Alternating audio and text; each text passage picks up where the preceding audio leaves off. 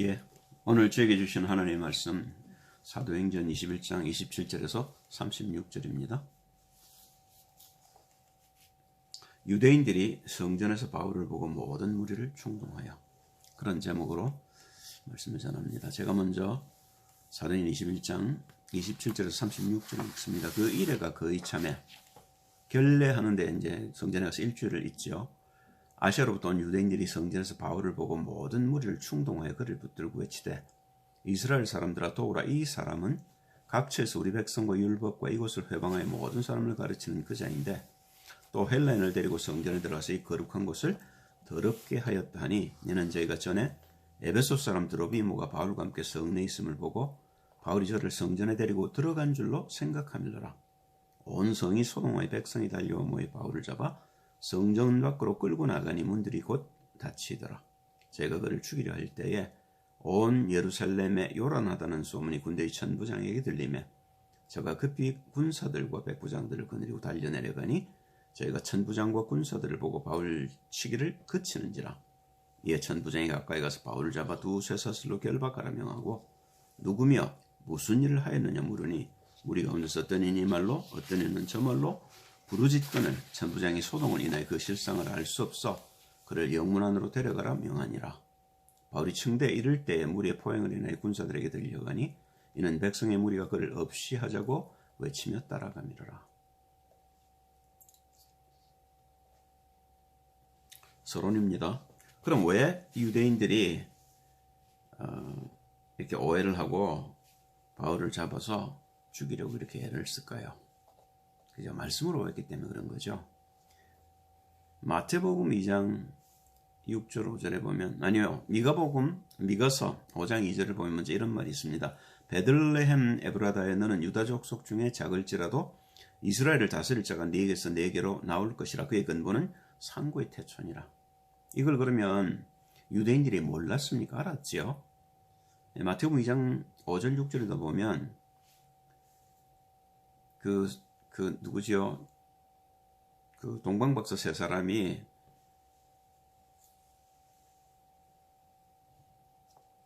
왕이 나셨다고 예배를 하러 이제 예물을 가지고 동방에서 왔는데, 왕이라고 생각했으니까 헤롯궁으로 온 겁니다. 그래서 헤롯에게 새로 나신 왕이 어딨냐고 물어보니까 헤롯이 놀랬죠.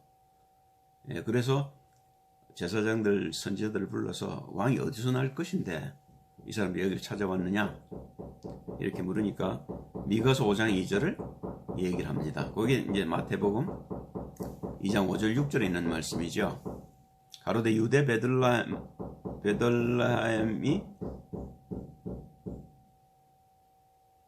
베들레헴이오니 이는 선지자로 이렇게 기록된 바, 또 유대 땅 베들레헴아 너는 유대 고을 중에 가장 적지 아니하도다. 내게서 한 다스리는 자가 나와서 내 백성 이스라엘의 목자가 되리라 하였습니다. 제사장들이 알았단 말입니다. 예, 이분 평신도 나다니엘도 알았습니다. 요한복음 1장 46절을 보면 나다니엘이 가로되 나사렛에서 무슨 선한 것이 날 수 있느냐 그렇게 얘기를 합니다. 그 말은요, 예수님은 메시아는 베들레헴에서 올 거라는 거죠. 요한복음 7장 52절에도 보면 니고데모가 밤중에 예수님을 찾으러 갔다가 예수님과 대화하고 난 뒤에 예수님에 대한 이제 외경심이 생겼죠. 그런데 정죄도 하지 않고 예수님을 죽일 모략을 꾸미니까 이렇게 이제 반박을 합니다. 우리가 죄도 정치 않고 사람을 죽이는 게 옳으냐?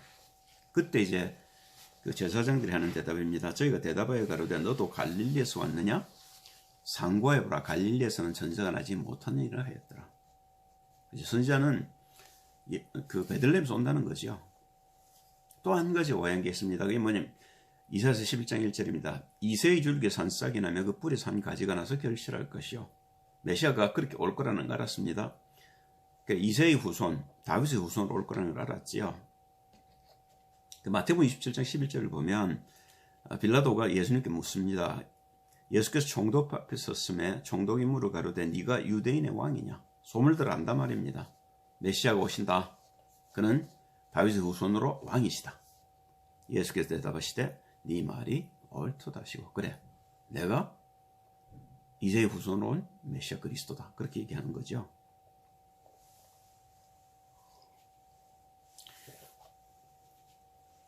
마가복음 15장 12절 14절에도 보면 이 얘기 한 번 더 나옵니다. 빌라도가 또 대답하여 가로되 그러면 너희가 유대인의 왕이라는 이는 내가 어떻게 하랴? 저희가 다시 소리지르되 저를 십자가에 못 박게 하소서. 명절이 되면 죄를 하나 풀어주는 그런 그 의식이 있었는데 이제 강도 바라바와 예수 그리스도를 놓고 빌라도가 묻습니다. 누구를 너에게 풀어줄까? 그랬더니 바라바를 풀어달라는 겁니다. 그러면 이 유대인의 왕 예수를 그럼 어떻게 할까? 저희가 다시 소리지르되 저를 십자가에 못 박게 하소서. 빌라도가 가로되 어찌미냐 무슨 악한 일을 하였느냐 하니 더욱 소리지르되 십자가에 못 박게 하소서 하는지라. 그죠? 뭘 오해했냐면 육신적인 메시아를 오해한 겁니다. 영적으로 우리를 구하러 오셨다는 사실을 놓친 거죠. 본론입니다. 창세기 3장 9절을 보시면 아담과 하와가 범죄하고 난 뒤에 주님이 묻습니다. 찾아와서 여호와 하나님이 아담을 부르시며 그에게 이르시되 네가 어디 있느냐? 영적인 자리에 있어야 되는 인간이 육신으로 타락해버렸단 말입니다. 네가 어디 있는 줄 네가 아냐? 그걸 묻습니다. 그러니까 나무 뒤에 숨었다고 얘기를 하죠. 그죠? 하나님의 말씀, 그 질문의 본질을 놓친 겁니다. 그러니까 그에 대해서 대답을 안 하시고 하나님이 우리에게 구원의 길을 이제 명시하십니다. 그게 창세기 3장 15절이죠. 내가 너로 여자와 원수가 되게 하고 뱀에게 하는 말입니다. 너의 후손도 여자의 후손과 원수가 되게 하리니 여자의 후손은 네 머리를 상하게 할 것이요 너는 그의 발꿈치를 상하게 할 것이니라 하시고 우리가 말하는 원시복음이죠. 제일 먼저 주신 복음입니다. 레위기 16장 21절을 보면 아론은 두 손으로 산 염소의 머리에 안수하여 이스라엘 자손의 모든 불의와 그 범한 모든 죄를 구하고 그 죄를 염소의 머리에도 미리 정한 사람에게 맡겨 광야로 보낼지니 제사장으로 오실 예수 그리스도에 대한 예표지요. 이사야 7장 14절에 그러므로 주께서 친히 징조로 너에게 주실 것이라 보라 처녀가 잉태하여 아들을 낳을 것이요 그 이름을 임마누엘이라리라. 하나님 만나는 길을 얘기하시는 것이지요. 본론 두 번째입니다. 누가복음 4장 18절을 보시면 21절 사이에 이런 기록이 있습니다. 주의 성령이 내게 임하셨으니 갈릴리 회당에 들어가셔서 주께서 말씀하십니다. 이는 가난한 자에게 복음을 전하게 하시려고 내게 기름을 부으시고 나를 보내사 포로된 자에게 자유를 눈문 자에게 다시 보게 함을 전파하며 눌린 자를 자유케 하고 주의 은혜의 해를 전파하게 하려 하심이라 하였더라. 책을 덮어 그 맡은 자에게 주시고 앉으시니 회당에 있는 자들이 다 주목하여 보더라. 이에 예수께서 저에게 말씀하시되 이 글이 오늘날 너희 귀에 응하였느니라 하시니 회당장이 이사야서를 주니까 이사야서 61장 1절 2절 말씀을 펴셔서 읽으시고 여기 표현된 성령의 기름 부은 자가 오시고 약속된 이 말씀이 오늘날 내게 이루어졌다고 얘기하시는 겁니다. 예. 그 그리스도께서 읽으셨던 글이 이사야서 61장 1절 2절이죠. 주 여호와의 신이 내게 임하셨으니 이는 여호와께서 내게 기름을 부으사 가난한 자에게 아름다운 소식을 전하게 하려 하심이라. 나를 보내서 마음이 상한 자를 고치며 포로된 자에게 자유를 갇힌 자에게 노임을 전파하며 여호와의 은혜의 해와 우리 하나님의 신원의 날을 전파하여 모든 슬픈 자를 위로하되. 오늘 이 글이 그리스도 예수를 통해서 성취됐다고 이제 주님이 말씀하시는 거죠. 내가 그리스도 그 말이죠.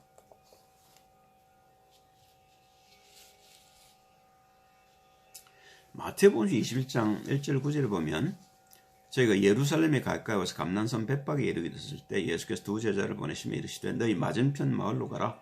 곧 매인 나귀와 나귀 새끼가 함께 있는 것을 보리니 끌어 내게로 끌고 오너라. 만일 누가 무슨 말을 하거든 주가 쓰시겠다라 그리하면 즉시 보내리라 하시니 이는 선지자로 하신 말씀을 이루려 하심이라. 일렀으되 시온 딸에게 이르기를 네 왕이 네게 임하나니 그는 겸손하여 나귀 곧 멍에 매는 짐승의 새끼를 탑도하라 하였느니라.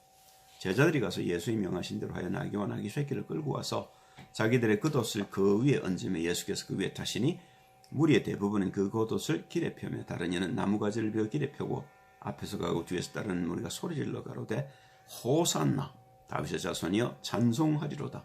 주의 이름으로 오시는 이여 가장 높은 곳에서 호산나 하더라. 주여 우리를 구원하소서 그 말이죠. 요 예표를 보십시다. 열왕기상 1장 33절 35절에 보면 아도니아가 지가 스스로 자칭해서 왕이라고 얘기를 하니까 그 밧세바가 놀래서 이제 다윗 왕에게 가서 얘기를 하지요. 그리고 누굽니까? 그 선지자가 하나 따라 들어가서 나단입니까? 같이 이제 얘기를 해서 다윗이 솔로몬을 왕으로 지정하고 솔로몬이 왕이 되어서 올라올 사실들을 얘기를 하는 장면입니다.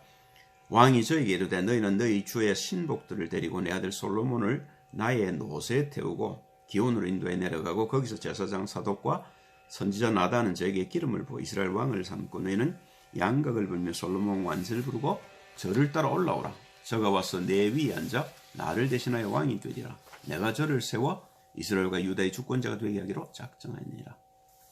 왕이 되는 이제 그 과정이 그렇다는 겁니다. 기름을 먼저 붓고 나귀에 데리고 그리고 이제 양각을 불고 그리고 왕위에 와서 왕위를 계승하라는 거죠.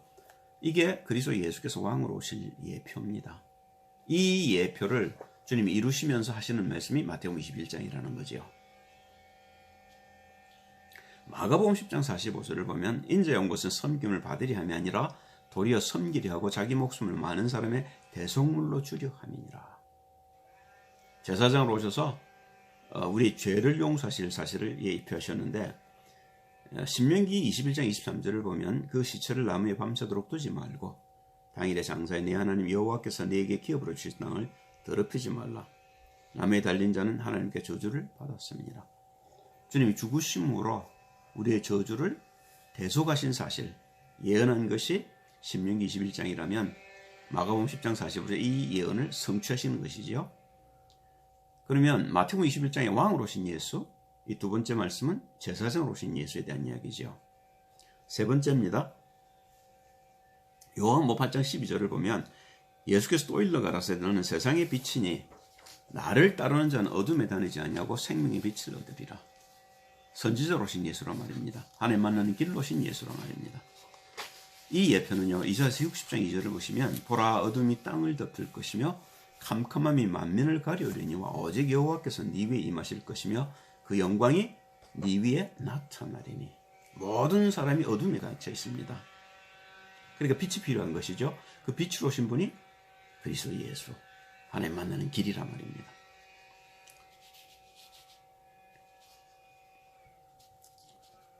이 일들을 주님께서 다 이루시고 요한복음 19장 30절을 보시면 예수께서 신포도주를 받으신 후 가라사대 다 이루었다 하시고 모든 예언을 성취하시는 장면이지요. 머리를 숙이시고 영혼이 돌아가시니라. 모든 게 끝난 겁니다. 그러면 이제부터 이제 실제적인 완성이 되는 거죠. 그 완성이 뭐냐면 그 부활하신 그리스도를 우리의 생명으로 받아들이는 겁니다. 요한복음 11장 25절 26절을 보시면 예수께서 가라사대 내가 부활이요 생명이니 나를 믿는 자는 죽어도 살겠고 무릇 살아서 나를 믿는 자는 영원히 죽지 아니하리니 이것을 네가 믿느냐. 그렇죠? 그래서 우리가 그 그리스도 예수를 우리의 마음 가운데 생명으로 영접하는 겁니다. 요한복음 1장 12절이죠. 영접하는 자, 곧 그 이름을 믿는 자들에게는 하나님의 자녀가 되는 권세를 주셨으니. 그러고 난 뒤에 그러면 우리에게 무슨 일이 있느냐면 저 성령 인도를 받는 일이 필요하지요. 요한복음 16장 13절입니다. 그러하나 진리의 성령이 오시면 그가 너희를 모든 진리 가운데로 인도하시리니 그가 자유로 말하지 않고 오직 듣는 것을 말하시며 장래 일을 너희에게 알리시리라. 요 말씀의 성취가 시편 119편 105절이지요. 주의 말씀은 내 발의 등이요 내 길의 빛이니이다. 주의 말씀으로 내가 이 어둠을 밝혀 나간다 그 말입니다. 어둠에서 내가 벗어져 나가는 길, 빛으로 오신 그리스도 예수를 따라가는 거죠.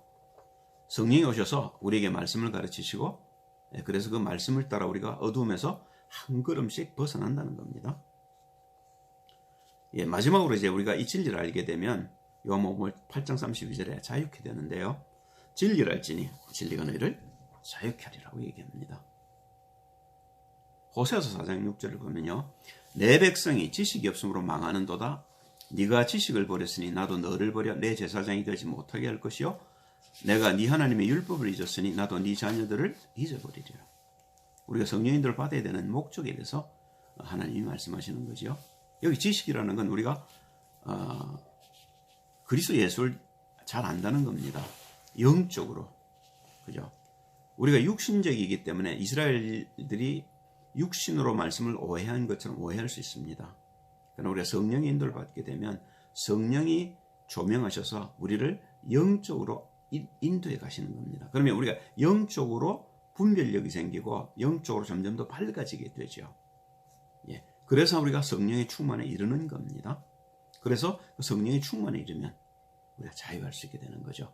더 이상 나를 붙들지 않게 되고 나를 사랑하서 나를 위해 자기 목숨을 버리신 그리스도 예수를 믿는 믿음 속으로 우리가 들어갈 수 있게 되는 겁니다. 그게 주님이 오셔서 십자가 지시고 부활하신 목적이란 말입니다. 그러면 완성은요, 여러분과 저를 통해서 성령께서 하시는 겁니다. 결론입니다. 그래서 바울이 그러면 이 일을 뭘 했습니까? 바울은 유대인과 뭐가 틀렸을까요? 이게 골로새서 2장 7절에서 8절에서 17절입니다. 누가 철학과 헛된 속임수로 너희를 노력할까 주의하라. 이것이 사람의 유전과 세상의 초등학문을 조침이요 그리스도를 조침이 아니니라. 우리가 머리로 그리스도를 이해한다. 그건 틀린 겁니다. 그죠? 혼에 포함되는 것은 우리의 육신도 있지만 우리의 지정의도 포함되어 있는 겁니다. 우리의 지정의로는 영의 세계로 들어갈 수가 없는 겁니다. 이해했다고 해서 우리가 알아지는 게 아니란 말입니다. 그래서 우리에게 하나님이 성령을 주셨고 성령의 인도를 따라 우리가 성령의 충만함 속으로 들어갈 수 있도록 말씀으로 우리를 인도해 가시는 거죠. 그리스도를 조침이 아니니라. 그 안에는 신성의 모든 충만이 육체로 거하시고 너희도 그 안에서 충만해졌으니 그는 모든 정사와 권세의 머리시라. 또 그 안에서 너희가 손으로 하지 아니한 할례를 받았으니 곧 육적 몸을 벗은 것이요 그리스도의 할례니라. 너희가 세례로 그리스도와 함께 장사한 바 되고 또 죽은 자들 가운데서 그를 일으키신 하나님의 역사를 믿음으로 말미암아 그 안에서 함께 일으키심을 받았느니라. 또 너희의 범죄와 육체의 무할례로 죽었던 너희를 하나님이 그와 함께 살리시고 우리에게 모든 죄를 사하시고 우리를 거스리고 우리를 대적하는 의문에 쓴 증서를 도말하시고 제하여 버리사 십자가에 못 박으시고 정사 권세를 밝히 벗어버려 밝히 드러내시고 십자가로 승리하셨느니라.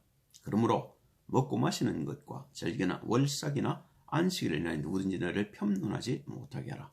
이것들은 장래일의 그림자이나 몸은 그리스도의 것이니라. 여기서 율법과 복음에 대한 대비를 바울이 해서 율법을 지켜서 구원받는 게 아니다. 그 율법이 그리스도를 예표한 것이라고 지금 얘기하고 있는 거죠.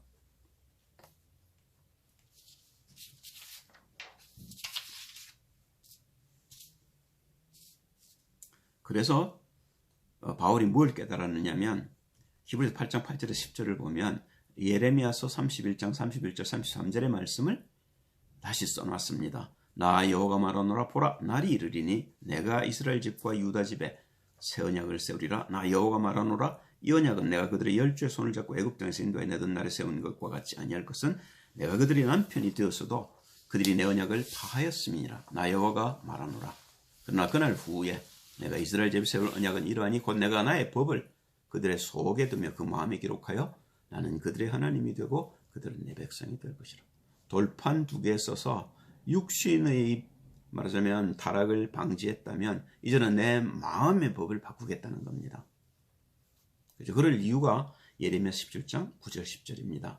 만물보다 거짓되고 심히 부패한 것은 마음이라. 누가 능히 이를 알리오마는 나 여호와는 심장을 살피며 배부를 시험하고 각각 그 행위와 그 행실대로 보응하나니. 우리가 얼마만큼 잘못되어 있는지 우리 자신이 잘 모른다라고 얘기하고 있는 겁니다. 그런데 그 하나님은 아시지요. 그래서 하나님 이런 말씀을 하시고요.